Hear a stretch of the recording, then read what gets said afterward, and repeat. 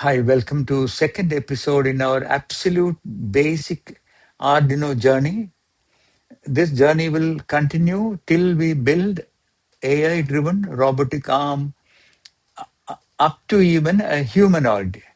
So all all are welcome to attend these sessions so that we bring complete clarity into our journey. Okay, so last video we saw what is Arduino and how to connect Arduino and to begin programming. Last video we uh, worked on the built-in LED, but in this video we are going to see how we can connect external devices to Arduino. So we will build a traffic signal. See here. Okay, so this is a traffic signal. So every session we will try to ensure that whatever we are building will have some practical significance. We will build something which can be used as a science project. So we will learn and we will also be building something useful. So we will remove all these.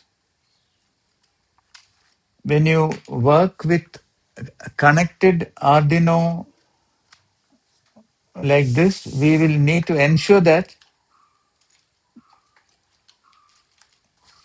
these wires don't touch this board. Okay. So like I mentioned, we will make sure that the projects look neat. So this is the 3D printed base plate that we give to our students when they come to our maker lab. We have a completely equipped maker lab in Trivandrum, India, where students and adults can come and do their experiments. We mentor them and build projects. Okay, so this way the breadboard will stay neat. We will understand these parts. First, what we need to know is Arduino board has these pins. Most of these pins can act like input or output. Okay, what we are going to do is we are going to connect LED to this Arduino, and LEDs come in this fashion. This is a 5 mm LED and it has got two pins. One pin is slightly longer. See this? That is called anode. Other pin is shorter, which is called cathode. Anode is also plus voltage. Cathode is minus voltage. And in case if you cut this pin and you don't know which was originally long, this cathode side has got a flat edge. That flat edge, which is not that easily visible here, but that flat edge is cathode.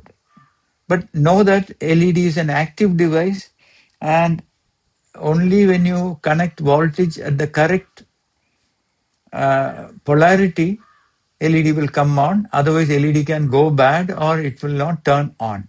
But LED as such cannot be connected directly to voltage source.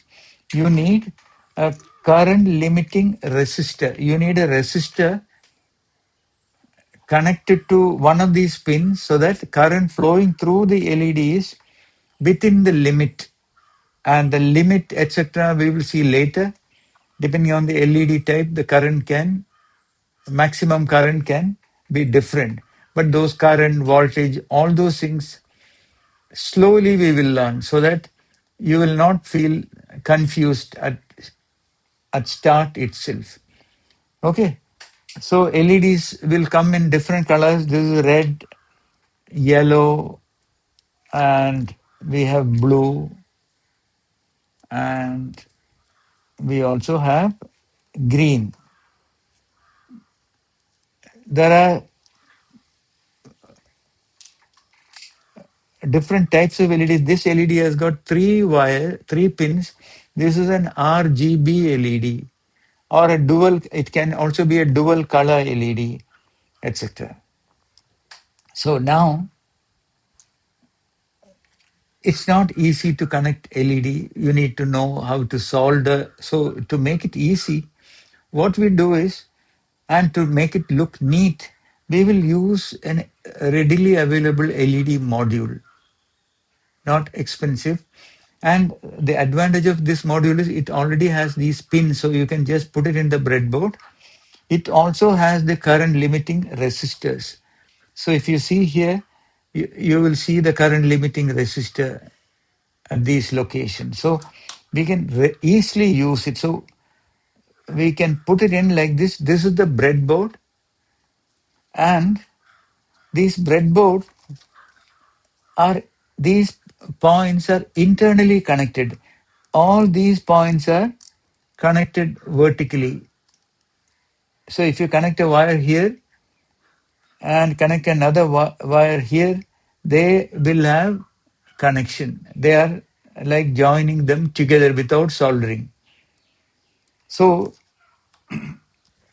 and these side pins are connected in this way. If you open and see the breadboard from the back, you will see metal strips like this. So this LED module has got a ground pin. See here, it has got a ground pin, then a red pin, yellow pin, and green pin. So ground pin is connected to ground pin of the Arduino, which is 0 voltage, and all other pins should get positive voltage from Arduino for it to come on. Okay, so can you connect this module like this on the breadboard? No, because all these pins are internally shorted. Then you can't use the module. Can we connect it like this on the edge? No, because again, these are shorted like this. You have to connect it like this so that these pins are available for us to make join. Clear? So first we will see how we can turn the red LED on. I will connect one pin. Now these pins come in different form. See, this has got, this wire has got pin on both ends. This is called male jumper wire. And this one has got a socket on one side and a pin on the other side. So this is female male or male female jumper wire. Then this one has got sockets on both edges. So female jumper wire. And they come in flat strips like this. You can pull one wire to take out if you just need one wire. But if you need multiple wires, you can take out as many so that the final project will look neat. It is very important that you make these projects in a neat way.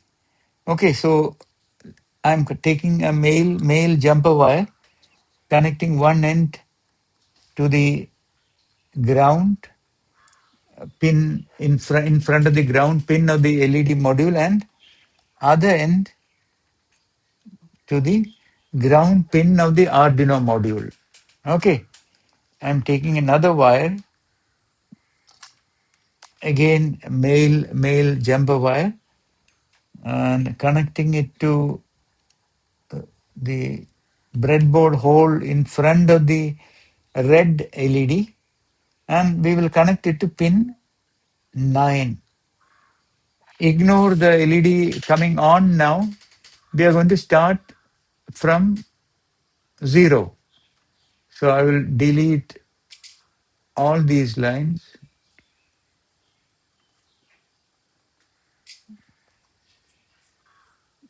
These lines. Okay, so Arduino programming will have some program instructions above the setup. some instructions within the setup section. This curly bracket and this closing curly bracket will define the setup region. Then we have a loop region. Now, above the setup, we will define some variables. Okay, so here what we are saying is red pin is connected to pin 9. Now, this red pin can be anything. It can be a red LED, all uppercase red. This is for us to understand what this pin 9 stands for. Okay, so red pin means pin 9. That is what this line indicates. Integer means we are storing an integer value, but we can ignore that for now. We will practically learn. Then in the setup section, we will tell Arduino that the red pin should behave like an output. Okay. Red pin, we are defining it so that Arduino will configure the red pin to behave like an output uh, pin. Okay. Now we will, in the loop section, whatever instruction we specify in the setup section will get executed only when you start the Arduino, when you switch on the Arduino, when you power the Arduino. And whatever you place in this loop section will be executed continuously in a loop. So if I put a digital pin right, red pin high means red pin will become high voltage, red LED will come on, but it will stay on. So let's run it. Let's compile and upload it. So it's saying done, uploading, and see here, red LED is permanently on, but we don't want that, right? So what we will do is we will put a delay of 500 milliseconds, and we will make the red LED go off, and we will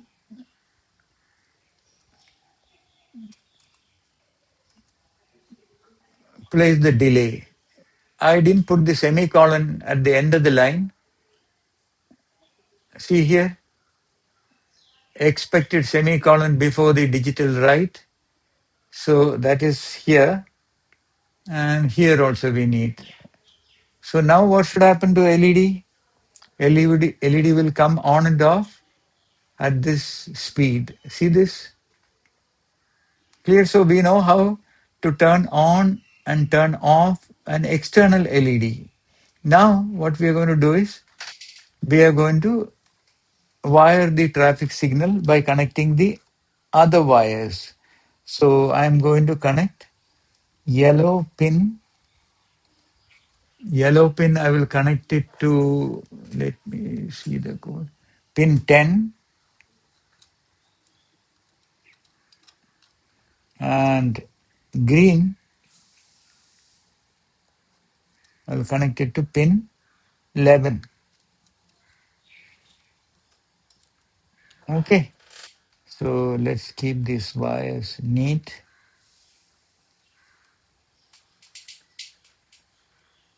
Clear? So wiring is over. Now we need to program. I will copy the code, tested code. So see here, red pin, in addition to red pin, yellow pin we are connected to pin 10, and green pin we have connected to pin 11. Then in the setup section, we are defining those pins also as output. But one other very important thing that we need to do is the setup. we need to ensure that the initial starting configuration of your robo or device is safe. So we need to ensure that we turn all the three LEDs off. Otherwise, it can start at any random state like red and green LED of the traffic signal can come on at the same time, which is dangerous, right? So we will ensure that all the LEDs will put off within the setup section, and then we will replace this code with our traffic signal code. See, it's a very simple traffic signal code. We will switch on the red LED here. We will switch off yellow and green. Wait for 3 seconds. Then we will keep red LED on, but yellow LED also will come on here for 3 seconds. So for 3 seconds, red and yellow will come on. Then we will turn green on and turn red and yellow off here. So this is the cycle it will go through. And then from green, red will come immediately. But if you want yellow, there also you can copy this section and paste it there and modify it. So let's load it. If the connection is correct, see red is on, now red and yellow, and then green. From green, it is switching back to red immediately, but if you want to again switch it through yellow, we can paste the lines here and keep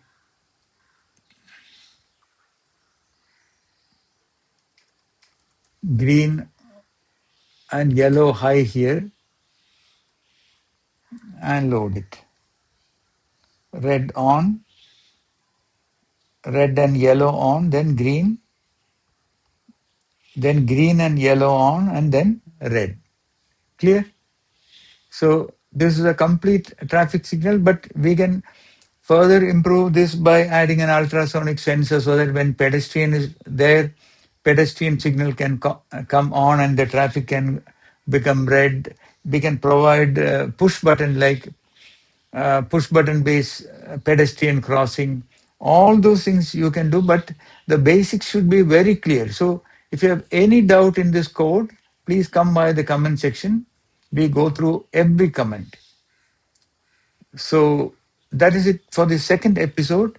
Stay tuned, learn step by step, and this project can also be done in Tinkercad. But for convenience, we are focusing on the practical,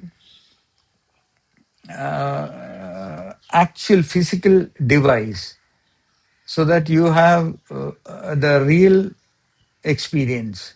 And we also conduct online workshops where we give our participants access to the Arduino IDE running on our machine, and you can program your Arduino remotely and see it's working on our Arduino device. So you don't need to buy Arduino kit yourself. So we will provide the links to those sessions soon. Okay. And we also have a maker lab in Trivandrum, fully equipped with where you can design your 3D devices like this and print it, build Arduino, Raspberry Pi, robotic projects, etc. Details will be given in the description. See you in the next episode. We will have this such live stream every day for an unlimited period. Okay. Thank you for your time. Bye bye.